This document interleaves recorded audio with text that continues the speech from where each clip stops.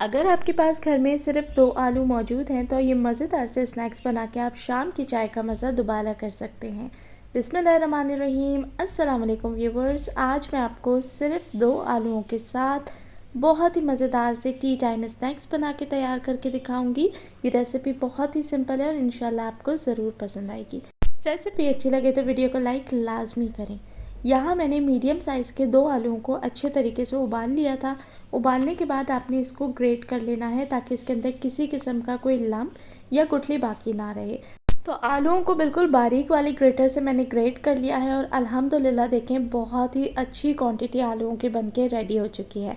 अब इसके अंदर शामिल करेंगे आधा कप मैदा आपने इसके अंदर ऐड करना है जिससे ये क्रिस्पी बनेंगे और बाइंडिंग आएगी। साथ ही जाएगा 2 टेबल स्पून सूजी, 2 टेबल स्पून सफ़ेद तिल, 1.5 टेबल स्पून कलौंजी, साथ ही जाएगा ज़ीरा 1 टेबल स्पून।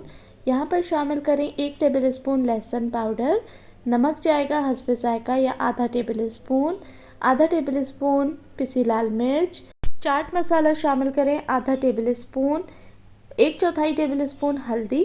अब सभी मसालों के साथ इसे हाथों की मदद से बहुत अच्छे तरीके से मिक्स कर लें। ये गरम गरम के अंदर भी बहुत अच्छा सा मिक्स हो जाता है।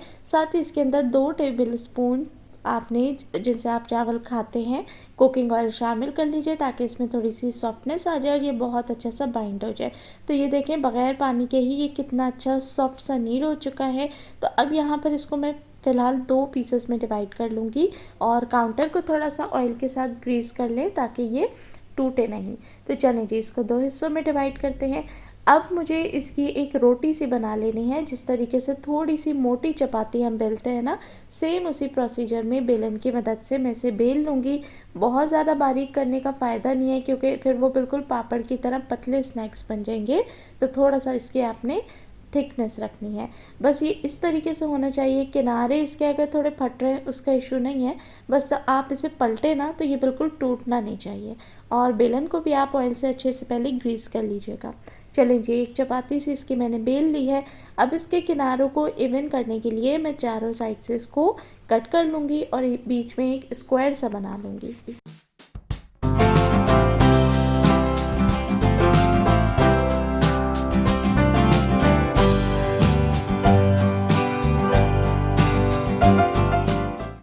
तो यहाँ देखिए अल्हम्दुलिल्लाह चारों साइड से हमने इसे कट कर लिया है और अब ये जो साइड्स के हिस्से हैं ना इसे दोबारा से हम बेल के ये स्नैक्स को दोबारा से फॉर्म कर सकते हैं।